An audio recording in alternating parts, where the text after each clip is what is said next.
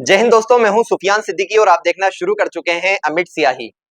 बिहार में सियासी पारा दिन ब दिन हर पहर हर घंटे चढ़ता जा रहा है क्योंकि बिहार में चुनाव है। लेकिन एक खास वजह यह भी है कि महागठबंधन ने सीएम फेस और डिप्टी सीएम फेस के नाम का ऐलान कर दिया है। महागठबंधन की ओर से राजस्थान के पूर्व मुख्यमंत्री और कांग्रेस के वरिष्ठ नेता अशोक गहलोत ने ज्वाइंट प्रेस कॉन्फ्रेंस में ऐलान कर दिया है कि बिहार में यदि इंडिया गठबंधन महागठबंधन की सरकार बनती है तो तेजस्वी यादव बिहार के सीएम होंगे और वीआईपी के नेता मुकेश सहनी डिप्टी सीएम होंगे। इस ऐलान के बाद जो अन्य दल हैं वो कहीं ना कहीं नाराज और महागठबंधन पर हमलावर नजर आ रहे हैं। कहा जा रहा है कि जिनकी आबादी 2% है वो डिप्टी सीएम, 13% वाला मुख्यमंत्री और जिनकी आबादी 18% है वो दरी बिछावन मंत्री। 18% यानी मुसलमान से जोड़कर देखा जा रहा है और इंडिया महागठबंधन से सवाल पूछे जा रहे हैं कि मुस्लिम डिप्टी सीएम क्यों नहीं। इसी को लेकर एआईएमआईएम प्रवक्ता आसिम वकार की तरफ से बड़ा बयान सामने आया है।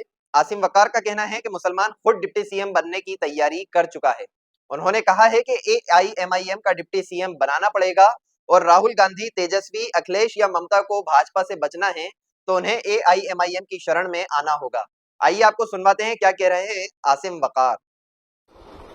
बिहार में 13% वाले यादव जी 4% वालों से कह रहे हैं कि तुम हमको वोट दो, हमें मुख्यमंत्री बनाओ, हम तुम्हें डिप्टी सीएम बना देंगे। 2% वालों से भी कह रहे हैं कि हमको वोट दो, हम तुम्हें डिप्टी सीएम बना देंगे। 6% वालों से भी कह रहे हैं कि तुम हमें वोट दो, हम तुम्हें डिप्टी सीएम बना देंगे। और वही 13% वाले यादव जी 18% मुसलमानों से कह रहे हैं कि तुम हमको वोट दो, हम तुमको बीजेपी से बचा लेंगे। यादव जी, अब आप हमें ना बचाइए, दरअसल अब हम आपको बचाएंगे। और अगर आपको खुद बचना है और मुख्यमंत्री बनना है तो आपको 18% मुसलमानों को डिप्टी सीएम बनाना पड़ेगा। हम मुसलमानों को अकल आ गई है, हम समझ गए हैं कि भारतीय जनता पार्टी से लड़ाई लड़ने के लिए हमें ताकतवर बनना पड़ेगा, हमें ओहदे पर फायज होना पड़ेगा। और मुसलमानों ने यह बात तय कर ली है कि इस बार डिप्टी सीएम से नीचे कोई समझौता नहीं होगा। और डिप्टी सीएम बनने के लिए मुसलमानों ने ऑल इंडिया मजलिस इत्तेहादुल मुस्लिमीन की तरफ रुख कर लिया है। उनको पता है कि जितनी सीटें एआईएमआईएम जीतेगी उतनी बड़ी ताकत बनेगी। और फिर आप 4% वालों से पहले, 2% वालों से पहले, 6% वालों से पहले फिर आप हमसे पूछेंगे कि भैया हमको बचा लो और हमें मुख्यमंत्री बना दो, हम तुम्हें डिप्टी सीएम बना देंगे। आप एमआईएम के आगे झुकेंगे क्योंकि आपको खुद बचना है। और राहुल जी को भी अगर बचना है तो हम बचाएंगे, आप नहीं बचाएंगे। तेजस्वी जी, अखिलेश जी, ममता जी, आप सबको अगर बचना है अब बीजेपी से तो आपको हमारी शरण में आना होगा। हम आपको बचाएंगे, आप हमें ना बचाइए। आप हमें ओहदा दीजिए, डिप्टी सीएम दीजिए और उसके बाद में हम सोचेंगे आपके साथ क्या करना है। तो सुना आपने, आसिम वकार सीधे तौर पर कह रहे हैं कि अब बात हिस्सेदारी की है।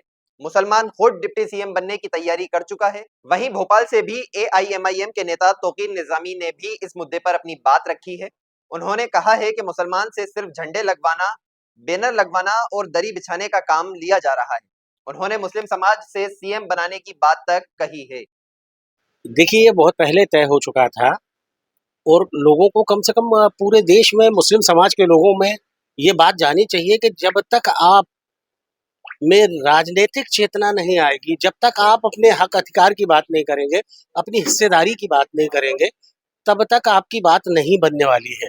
आप देख लीजिए कि अभी बिहार में जो चुनाव हो रहा है, बिहार में जो ताजा आंकड़ा है उसके हिसाब से अब 18% मुस्लिम होने के बाद भी वहां पर आज भी दरी बिछाना, झंडे लगाना, कुर्सी बिछाने के अलावा कोई दूसरा काम इनसे नहीं लिया जाता है।